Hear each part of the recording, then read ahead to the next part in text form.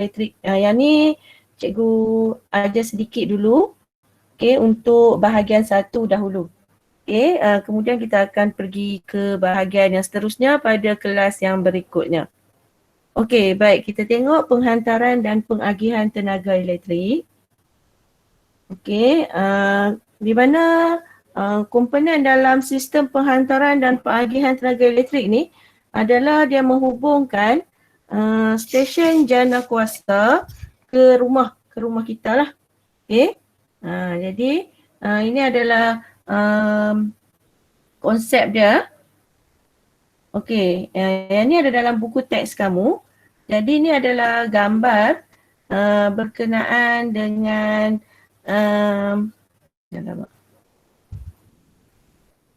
berkenaan dengan stesen jana kuasa. Okey. Okey, sekejap Mas. Yang ni saya tak boleh tulis, nanti kamu tak faham. Okey, sekejap. Saya tukar kepada slide yang seterusnya.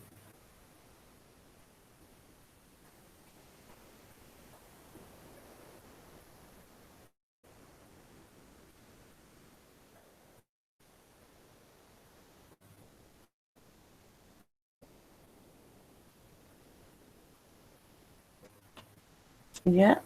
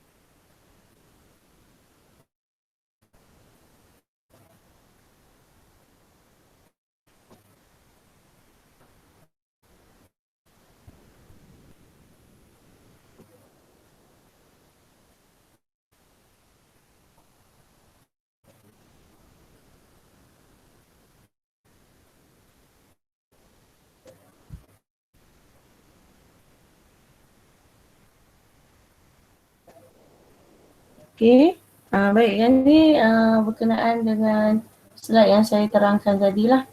Okey, cuma yang bahagian tu tak dapat.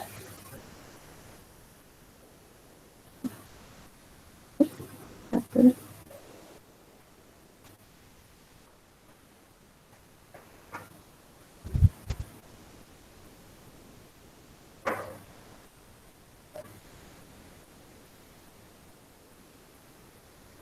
Okey, kita start dengan penjana dulu dekat buku teks kamu. Okey, mula-mula dia ada gambar ni lah. Okey, jadi gambar ni adalah penjana di stesen jana kuasa. Okey, maksudnya start daripada tenaga hidroelektrik ke, turbin ke, angin ke apa ke, dia akan pergi ke penjana. Okey, ni adalah penjana lah yang dah dapat elektrik daripada sumber-sumber yang kita letak dekat tepi-tepi sungai ke ataupun di empangan. Okay, jadi penjana di stesen jana kuasa ni lazimnya dia akan menghasilkan arus ulang-alik jadi kita punya elektrik arus ulang-alik sebab kita boleh kontrol dia nak hantar dengan dia nak hantar ke penjana ataupun kita nak hantar balik daripada rumah kita ke penjana. Dia berulang, dia boleh patah balik. Sekejap ramai pula masuk.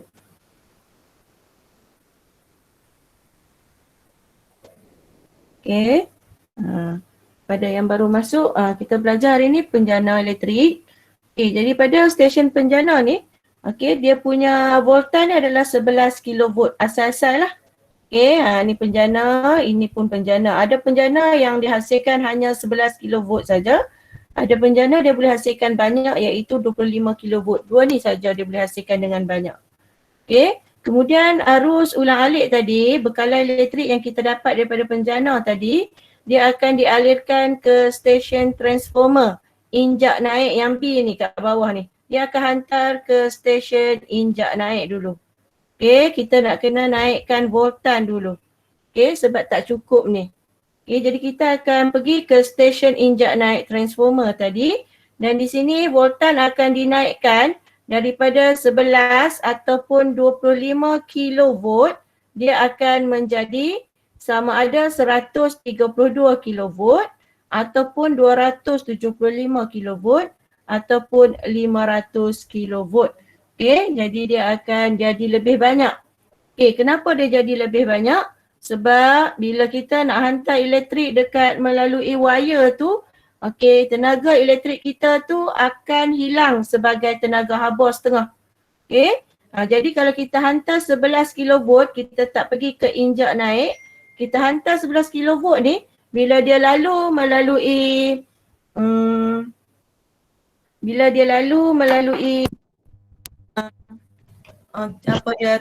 wire elektrik tadi, maka dia akan menyebabkan tenaga elektrik tu akan berkurang. Dia akan hilang sebagai tenaga haba, rintangan lah. Okay, dia tak jadi 11 kilovolt, mungkin dia akan kurang jadi 8 kilovolt. Tara nak sampai ke rumah kita tu mungkin akan lagi jadi kurang. Okay, jadi dia akan kita kena tambah lagi lah kita punya bekalan elektrik sehingga menjadi ratusan kilovolt. Okay, untuk kita hantar ke kilang dan sebagainya. Okay, baik. Okay, yang seterusnya kita pergi ke slide yang seterusnya. Okay. Okay, tengok dia hantar. Okay, dia akan hantar ke sini dulu. Okay, dia akan hantar ke sini dulu. Iaitu daripada yang tadi ni, daripada injak naik tadi, dia akan hantar ke yang ni lah. Yang ni kita panggil sebagai grid. Grid apa? Sekejap macam kita tengok. Dalam buku teks kamu tulis grid apa?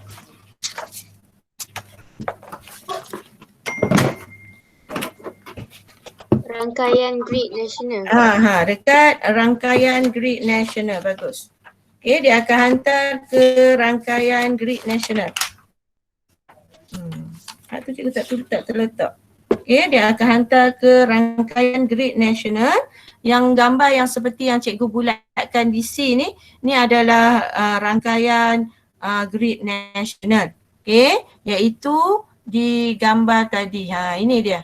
Yang ni lah kalau kamu tengok di jalan, ini adalah rangkaian grid nasional yang bentuk dia macam ni. Ini adalah rangkaian grid nasional. Jadi arus yang kat sini ni arusnya tinggi. Okay, iaitu di dalam 500 kilovolt. Dekat Lebuh Raya kamu boleh nampak. Okay, tu voltan dia paling tinggi lah. Okay, ataupun di kampung-kampung ada, yang tu dia kurang sikit. Tapi masih lagi tinggi, iaitu di sebanyak 132 kilovolt. Dia ada 3 jenis. Ada 500 kilovolt dekat Lebuh Raya ataupun di kampung-kampung 275 kilovolt ataupun 132 kilovolt. Ni voltan dia sangat tinggi. Okey. Baik. Kita tengok yang tadi. Okey, jadi hantar dekat sini dia akan hantar ke lapangan Swiss. Okey. Dan juga pencawang masuk utama. D ni lapangan Swiss. Ini pencawang masuk utama dan juga di bahagian B iaitu ada transformer injak turun. B ni transformer injak turun. Dia akan turunkan kita punya voltan tadi untuk dihantar sama ada ke kilang iaitu kita panggil sebagai kawasan industri berat, okay, daripada 132 ataupun 275 ataupun 500 kilovolt. Banyak ni. Dia akan pergi ke step down, kita panggil transformer injak turun. Kita akan turunkan dia punya nilai voltan dia. Okay, kita turunkan daripada banyak ni, ratus-ratus ni, dia akan turun sebanyak 33 kilovolt saja untuk di kawasan kilang yang besar. Okay, ataupun kedai-kedai ataupun kilang yang kecil, dia akan turun lagi daripada 33 kilovolt Dia ada B ni. B ni transformer injak turun. Ni transformer injak turun. Dia akan turunkan lagi dia punya voltan daripada 33 kilovolt, dia turun lagi sebab ada transformer injak turun. Jadi 11 kilovolt untuk kilang-kilang kecil, industri yang ringan. Okay. Ataupun kedai-kedai yang kecil-kecil. Jadi kita akan turunkan lagi sebanyak 11 kilovolt. Okay, jadi kamu boleh baca dekat kawasan tepi ni apa dia kegunaan lapangan Swiss, kenapa kena ada lapangan Swiss. Seperti kita tengok dekat gambar rajah di sebelah, iaitu dia ada di kawasan pencawang utama. Ni kat Seberang Jaya ada kan, kamu nampak kan. Okay, sama juga dengan lapangan Swiss, ada dalam pencawang bahagian utama tu lah dia ada Swiss banyak. Okay, kenapa ada Swiss banyak? Lapangan Swiss ni dia nak membolehkan stesen jana kuasa ataupun bekalan elektrik daripada rangkaian grid tadi kita boleh tutup setengah untuk dia buat penyelenggaraan. Jadi rumah kita taklah satu bandar tu current tak ada, hanya kawasan-kawasan yang tertentu saja. Okay, kalau dia nak perbaik dekat rumah Taman Sutera, dia tak tutup lah satu Seberang Jaya tu semua tak ada current. Dia tutup dekat Taman Sutera sajalah. Okay, kalau tutup satu Seberang Jaya tu rugilah kilang-kilang kat situ. Jadi itulah kegunaan lapangan Swiss. Okay, untuk dia tutup sebahagian tempat sekiranya ada kerja penyelenggaraan. Okay, faham tak setakat ni? Ada soalan nak tanya sebelum kita pergi ke yang seterusnya? Tak ada cikgu. Tak ada Okey, baik. Okey. Dah daripada 33 kilovolt tadi, daripada rangkaian grid tadi, ingat kan? Daripada rangkaian grid, okey, dia keluar 33 kilovolt. Okey. Jadi dia akan hantar sama ada ke hospital, ke pejabat ataupun ke rumah. Bila kamu tengok dekat sini, bilangan voltan untuk rumah yang paling sikit lah 240 volt sebab kita rumah saja, tak memerlukan bekalan elektrik yang banyak. Okay? Ataupun pejabat lebih banyak sikit daripada kita iaitu 415 volt. Hospital pun sama 415 volt, banyak sikit lah sebab kat situ ada banyak bekalan elektrik kita nak pakai. Okay? Ada aircon yang banyak kena pakai. Alat-alat elektrik pun banyak lagi kita kena pakai. Jadi dia lebih sikit. Jadi daripada 33 kilovolt, 33 kilovolt dengan 415 volt, yang mana lebih banyak? Saya nak tanya murid-murid, yang mana lebih banyak? 415 volt dengan 33 kilovolt. Yang mana lebih banyak? 33 kilovolt. Kenapa 33 kilovolt lebih banyak? Sebab ada kilo. Pandai. Saya nak dengar yang tu lah, ada orang yang tak tahu. Sebab dia kilo ni. Kilo ni maksudnya kena darab berapa? Kena darab berapa sebenarnya nak dapat angka sebenar dalam voltan? Yang ni macam 33K. Berapa gaji kamu? 33K. 33K tu berapa? 33? Siapa tahu? Darab dengan 1000. 33,000 lah. 33K, 33,000. Okay, jadi ni dia sebenarnya dia lebih banyak. Okay, sebab dia ada kilo dekat sini. Kilo ni merujuk kepada ribu. Dia tak tulis saja. Okay, jadi dia lebih banyak. 33,000 volt. Okay, 33 kilovolt ni sama dengan 33,000 volt. Jadi dia lebih banyak daripada 415 volt. Macam mana dia boleh jadi lebih sikit? Kenapa dia jadi lebih sikit? Di B ni. Apa B ni tadi saya cakap? Siapa ingat apa B?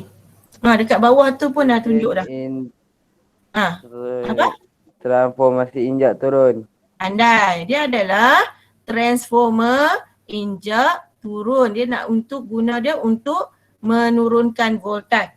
Okay, kita bagi voltan tu lebih rendah. Jadi itu adalah transformer injak turun. Okay?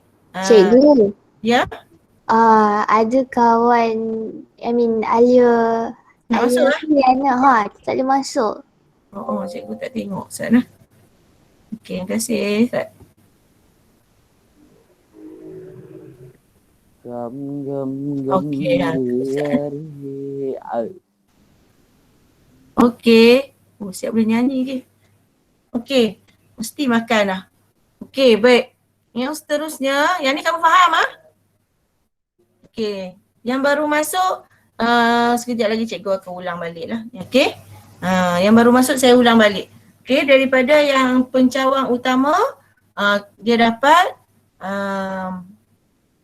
daripada penjana tu sedikit saja, iaitu sebanyak 11 kilovolt.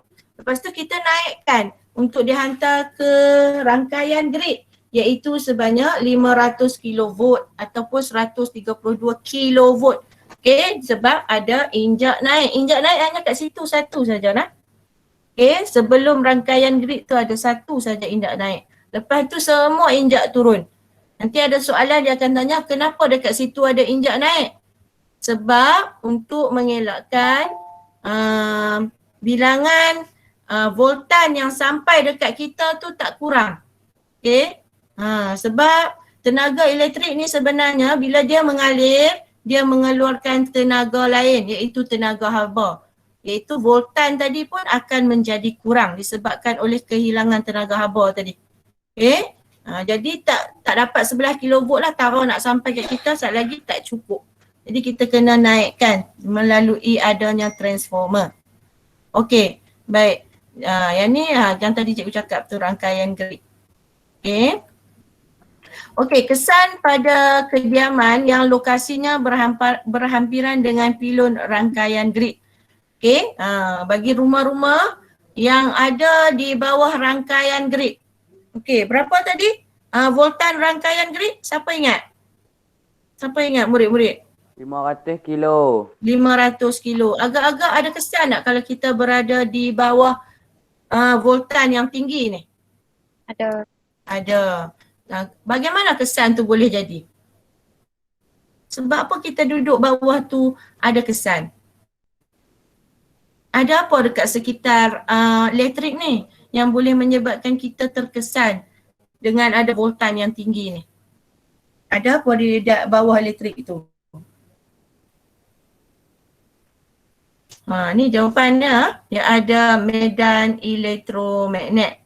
Dia ada elektromagnet. Okay, sebab transformer ada magnet. Okay, dia di sini ada elektrik. Nanti kamu akan belajarlah bila magnet bergabung dengan elektrik, dia akan jadi elektromagnet. Jadi kawasan ni ada banyak elektromagnet di bawah ni lah. Kan ada rumah kan, kamu perasan ada rumah yang dibuat di bawah tu. Okay, jadi medan elektromagnet yang kuat yang dihasilkan oleh arus ulang-alik pada voltan yang tinggi dapat dikesan pada kawasan pilon. Kita panggil pilon lah tadi, rangkaian grid tadi kita panggil pilon pula. Okay, pada kawasan pilon ni. Okay, jadi dia akan menyebabkan kesan kepada kesihatan manusia. Okay, contoh kalau kamu tengok dalam microwave. Microwave ada elektromagnet. Okay, sebab tu dia boleh memanaskan, dia ada gelombang radio untuk memanaskan kita punya makanan. Ada yang kata akan menyebabkan apa kalau kita selalu pakai apa tadi? Benda tu lah, microwave tadi. Apa akan jadi kepada kesihatan kita kalau kita selalu guna? Siapa tahu? Kesan elektrik kepada kita apa? Macam kamu lah pakai handphone ni. Handphone ni kamu pakai lebih daripada 10 jam. Apa kesannya kepada manusia? Siapa tahu?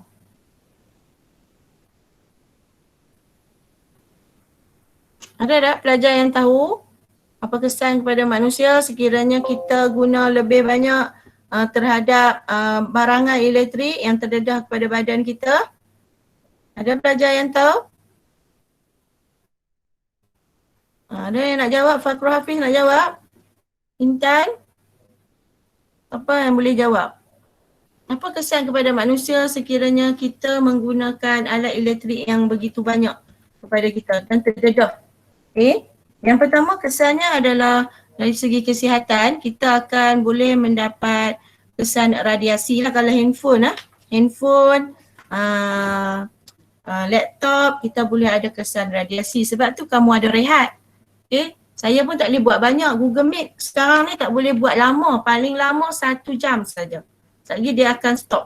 Okay, secara automatik. Kalau nak lebih kena bayar. Jadi tak boleh lama. Tu adalah satu kebaikan lah.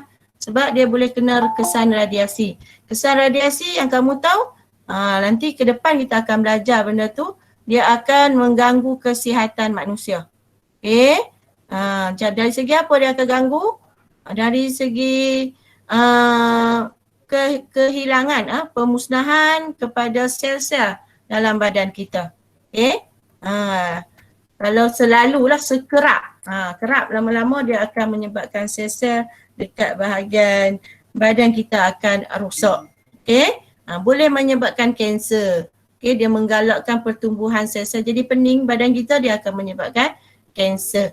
Okay, jadi orang yang berada duduk di bawah pilon yang berkuasa tinggi, dia akan menyebabkan penyakit-penyakit yang berbahayalah kepada manusia. Okey, baik. Jadi itu adalah sistem pendawaian elektrik. Okey, jadi yang ni saya tak akan terang lagi berkaitan dengan sistem pendawaian elektrik yang ada di Malaysia ni. Ada 2 jenis. Satu adalah fasa tunggal, satu lagi adalah 3 fasa. Jadi ada 2 jenis. Okey. Jadi yang ni saya tak terang sebab saya nak kamu faham yang tadi. Okey. Yang ni ramai pelajar yang tak akan faham. Kurang faham. Tambah saya pula buat slide macam ni lagi. Tak faham, dia bersambung-sambung. Okey. Jadi kalau kamu tengok buku teks kamu, kamu akan nampak dia tersusun. Dia akan bermula dengan yang mula-mula sekali ni adalah penjana. Penjana ni apa yang kamu ingat itu? Nak dapat bekalan elektrik mesti ada hidroelektrik, mesti ada angin, mesti ada ombak. Kemudian bawa hantar ke penjana ni lah penjana tu. Okay, jadi penjana ni dia hanya akan dapat 11 kV sahaja. Sampai 25 kV. Okay, kemudian dia akan pergi ke B ni, injak naik. Sini saja ada injak naik. Untuk menaikkan voltan. Jadi 132 kV ataupun 275 kV ataupun 500 kV. Okey, saya nak tanya pelajar, kenapa dia naikkan voltan? Saya terang banyak kali dah ni. Kenapa dia kena naikkan voltan ni? Siapa boleh jawab?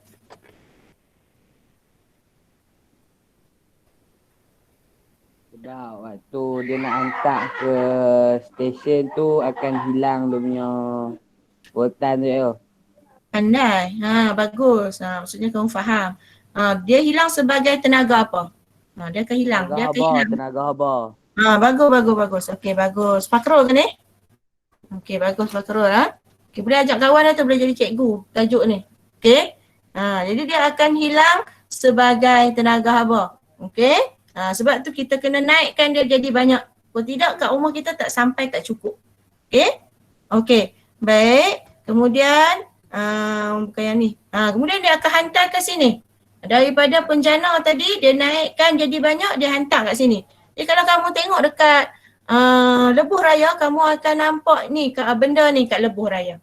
Okay, nama apa benda ni? Nama dia adalah rangkaian grid nasional. Okay, ni adalah rangkaian grid nasional. Jadi tenaga elektrik ataupun voltan yang kat sini sangat tinggilah, iaitu sebanyak 500 kV. Okay, yang kita dah lalu tu. Okay, jadi kamu bayanglah kalau benda tu, tali tu terputus, terkena kereta memang mati lah.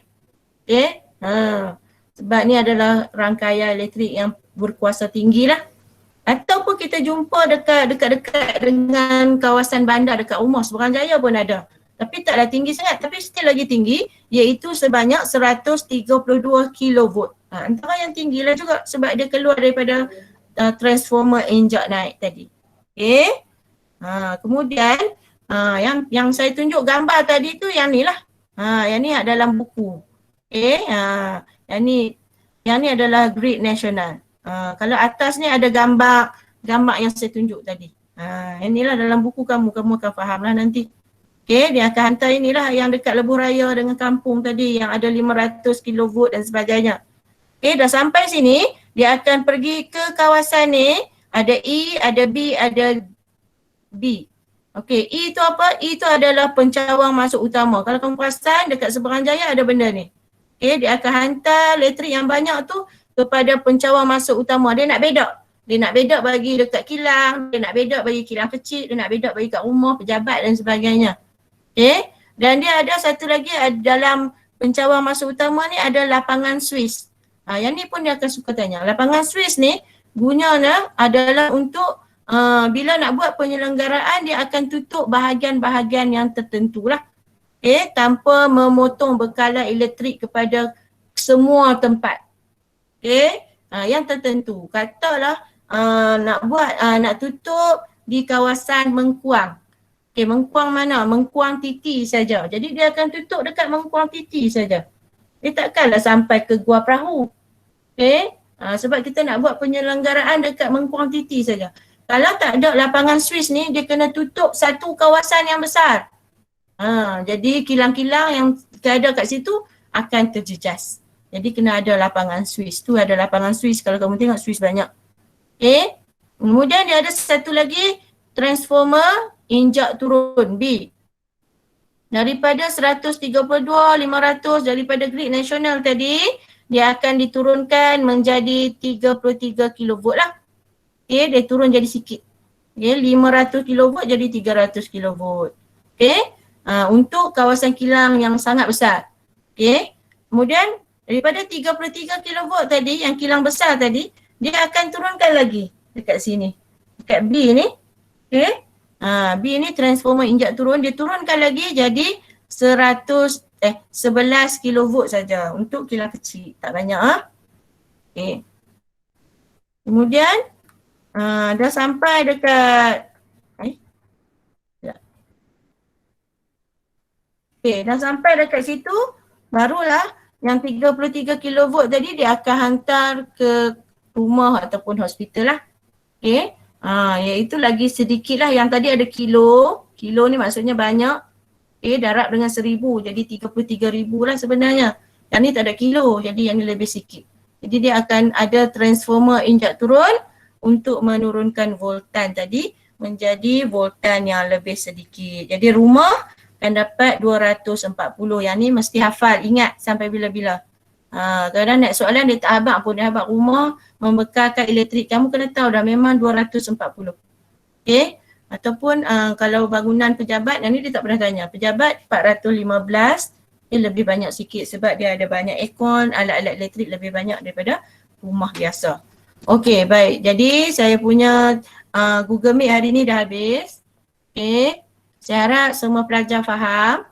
Semua faham ke? Ada soalan nak tanya? Saya ajar sampai sini saja, sikit saja. Ada soalan nak tanya? Tak ada. Tak ada. Tak ada, cikgu. Tak ada. Okey. Baik, bila tak ada, sekali lagi kamu masuk ke dalam Padlet. Tugasan kamu dalam Padlet, tekan link yang kat bawah tu, kamu akan masuk dalam Padlet. Kalau kelas 3IS, ni kelas 3IS lah. Okey. Kalau tugas kelas 3IR, ni kelas 3IR. Jadi tugasan kamu hantar dalam ni. Jadi saya tunjuk yang 3IR lah. 3IS tak apa kan? Okey. Baik, saya tunjuk 3IR. Jadi tugasan saya tulis nombor 1 dengan nombor 2. Kalau dah siap nombor 1, baca arahan, kamu jawab, kamu snap markah yang kamu dapat dekat Google Form. Dalam ni kamu tekan gambar orang yang tak ada ni kat bawah ni, ada sini ada Google Form. Kamu tekan dia akan keluar Google Form. Kamu jawab dekat situ. Dah jawab, snap tu hantar di bawah ni, tekan tambah ni ya. Faham tak? Kamu tekan tambah, kamu boleh hantar gambar kamu di sini. Paste gambar kamu kat sini lah. Ataupun latihan yang dekat bawah ni ada satu lagi latihan. Ada satu lagi latihan ni. Tambah ni lah kat bawah ni, tambah. Kamu tambahlah apa, saya tak boleh tambah sebab tak ada apa-apa. Kamu boleh tambah, tekan tambah. Ikut urutan ke bawah. Apa yang kamu hantar di bawah. Senang saya nak check. Jadi saya boleh tengok siapa yang tak hantar. Di sepanjang-panjang ni ada nama kamu. Kelas boleh faham? Boleh. Boleh. Okey, baik. Kalau boleh, sekian. Terima kasih. Assalamualaikum. Ayo. Terima kasih cikgu. Ayo. Ya, salam.